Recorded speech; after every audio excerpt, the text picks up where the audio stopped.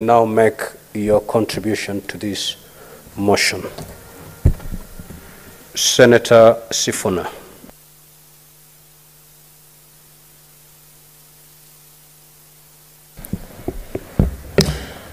Thank you, Mr. Speaker.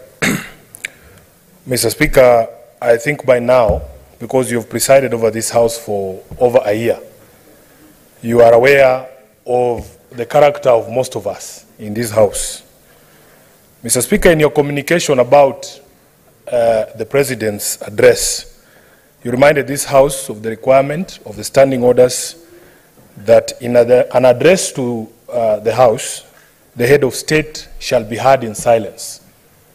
Now, Mr. Speaker, knowing myself and knowing the President, Mr. Speaker, I chose not to attend the President's address to the National Assembly because I knew for a fact that at the first instance where I felt he was giving misleading information to the country, I would not be able to manage myself to keep quiet. I would have been strongly pushed to say something. And Mr. Speaker, I would have run afoul of the rules of this House. And although the Speaker of the Senate might be lenient because they know me, I was not very sure about the Speaker of the National Assembly, whether he would extend some of the courtesies that you have extended us in this House. Mr. Speaker, I suspected that if I went for that speech, I probably would be serving now an expulsion from the House for a minimum of 6 months. And I will go into the reasons why, Mr. Speaker, I did not trust the head of state to paint the true picture of the state of the nation. In my mind, Mr. Speaker, the state of the nation is the state of the people. Senator Mungatana has spoken very eloquently here about the state of the creditors of this country, that the creditors who gave us money during Eurobond are happy they are going to be receiving their payment. He should be asking himself, how many Kenyans are still able to service their own debts? That is the state of the nation that I would want to address. Mr. Speaker, so what I did, I joined a group of friends, and you will indulge me here, in playing a drinking game. Mr. Speaker, the rules of the game are very simple. Every single time you thought that a statement that was untrue, or even partially untrue, from the head of state, you had to take a shot of whiskey. Mr. Speaker, needless to say, by the end of the President's speech, we were extremely inebriated because of the half-truths and open lies that we believe the President told before the House of Parliament. And I will get into the specifics. Mr. Speaker, my expectation has always been that during a State of the Nation address, because the Constitution requires it. What is your point of order, Senator Mungatana? I know the Honorable Sifuna could be very passionate, but is the use of the word open lies, referring to the speech by His Excellency the President, parliamentary? And if not, can he withdraw and restrict to parliamentary language, Mr. Speaker? Senator Sifuna, I think the use, you can still express yourself without necessarily using such words that may not be parliamentary. Mr. Speaker. And I know exactly, you understand exactly what I'm saying. Mr. Speaker, replace every time I've used the word open lies with untruths or misleading or what other synonym is there? Yeah, I think not, I do not mean not factual. Or non-factual, yes, Mr. Speaker, and I will demonstrate point by point what I thought was not factual or was misleading.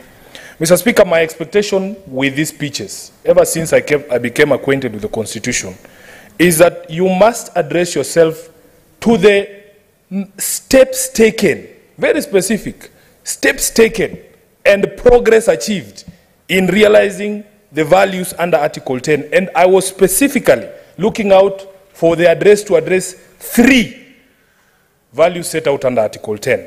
The first one, Mr. Speaker, is national unity and inclusiveness, which I will take together. Mr. Speaker, we live in an era where we are being told every single day that, in fact, if you did not vote for this government, you have no shares in this government, and that you should expect nothing at all. What I expected the head of state to do is to tell us that ever since those pronouncements have been made, I have taken certain steps to rein in members of my administration who might not understand what Article 10 speaks about when it speaks of inclusivity and national unity, and that we give an undertaking, or he gives an undertaking, that we will not hear about that issue of shareholding anymore.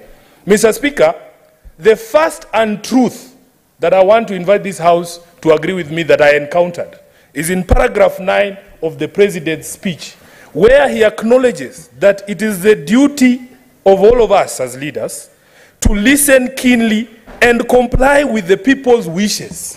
Now, that is where I took my first shot, Mr. Speaker, because I know for a fact that Kenyans have spoken over many, many policies that this administration has put in place, including the taxation measures that have been imposed through the Finance Bill of 2023, but this government has chosen to ignore the people's pleas and, in fact, to do the exact opposite of what the people have been asking it to do. Mr. Speaker, the other value that I wanted him to speak to is the question of the steps taken by his government and the progress that has been achieved in strengthening democracy. Now, here I went for a double shot, Mr. Speaker, and I will explain why. The first reason, Mr. Speaker, and Honorable Khalwale has spoken very eloquently about what their generation did in order for them to achieve the freedoms that we enjoy during this time, Mr. Speaker, including the freedom of speech, and I suspect, Khalwale, even the freedom of demonstration and the right to picket. I saw myself, leaders of the church, being bludgeoned here. As a child, I saw those pictures of Reverend Joya in the streets here, being bludgeoned by police officers just because he was exercising his right to protest. This same regime, this same government, Mr. Speaker, is doing the very same things. In fact, this year alone, it has bludgeoned more people than Moi bludgeoned during the time for multi-party democracy. As a leader of the opposition, I know that I have a right under Article 35, a right that Boni and his generation fought very strongly for me to be able to express my disaffection with the policy of government by protesting, by picketing. Now, I don't know how I can define picketing for my brother, Honorable Khalwale, but picketing includes putting a sufuria on your head.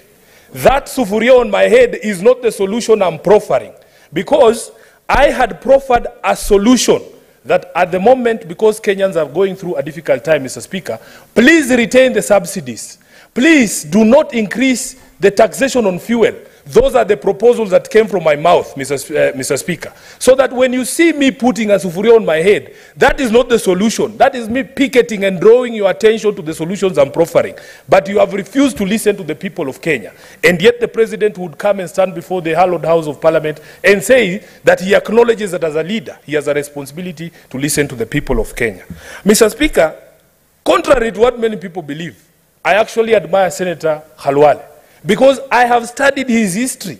You are some of the people who have inspired some of us to come to this house. We know your skills as a debater. But Mr. Khalwale, Senator Khalwale, sometimes I understand your position as a whip in this house of the majority. You are handicapped. Some things you don't want to say openly here on the floor or even in public gatherings. Senator Khalwale, those confessions you've made here, that in fact in your stellar career as a politician, you have never been as unpopular as you are right now. And it is not because of your undoing. I honestly believe Khalwale has not changed. The only thing that has changed, Senator Khalwale, is that you are defending the indefensible. The people of Malinya, I can confirm, they still love their senator. But they don't agree with the policies of the government that you support. And I wish, Mr. Speaker, the same admissions that have been made by Senator Khalwale on this floor would come from the mouth of the president. That he acknowledges that, in fact, some of the policies that he has put in place have made his government unpopular because they do not resonate with what Kenyans want to do. Mr. Speaker, let me now come to what I consider untruths, misleading statements about the state of the nation. Mr. Speaker, the president spoke about many things, and these matters have been fact-checked by many people, including reputable media houses here, on if indeed what he was saying is true. Let me start by the easiest, because, Mr. Speaker, outside there, I'm known as the permanent representative of the people of Kenya on matters of unga. And it is because, as a lawyer, I think I am an authority on food. Mr. Speaker, The president said in his own speech that a packet of flour, maize meal, is now retailing between 145 and 175. And he added a very clever rider, depending on the brand, down from 250. Mr. Speaker, I want to submit to this House that that statement is in fact not true. I have conducted my own research in supermarkets here in Nairobi. The average price of unga is still 200 shillings for a packet of 2 kgs. And this is something, because we host you here in Nairobi, you are welcome to do. Mr. Speaker, in previous arguments, I have tried to convince this Senate that in fact the definition of food security includes a reference to people's preferences. If, for instance, my household has been eating jogo unga and I was buying it at 100 shillings and it goes to 250, you cannot then try to convince me to start buying another brand that I have never heard of, that I don't know where it comes from. That now, buy this one because it is 150. The preferences of people have to be included in food security. You cannot therefore tell us that depending on the brand you want, you can buy unga at 100. I can assure you, Mr. Speaker, any single thing in this country is contraband, including some of the liquor that we undertook or took during the president's speech in that famous game I've been referring to. There's an industry that has sprung up called Kariobangi, light industries. We cannot vouch for the authenticity of everything, but Kenyans can expect quality from certain brands, and that's what they go for. Mr. Speaker, we were told about the question of subsidizing the price of fertilizer. Now, it is public record that in fact some of this subsidized fertilizer came to this country as a donation from the government of Russia. And this is something that the government of Russia confirmed to us publicly. If you receive something for free, you cannot tell us you have reduced its price. It's that simple. You got it for free. You cannot tell me you have reduced its price. Therefore, Mr. Speaker, this is another obvious untruth by the head of state on the question of fertilizer.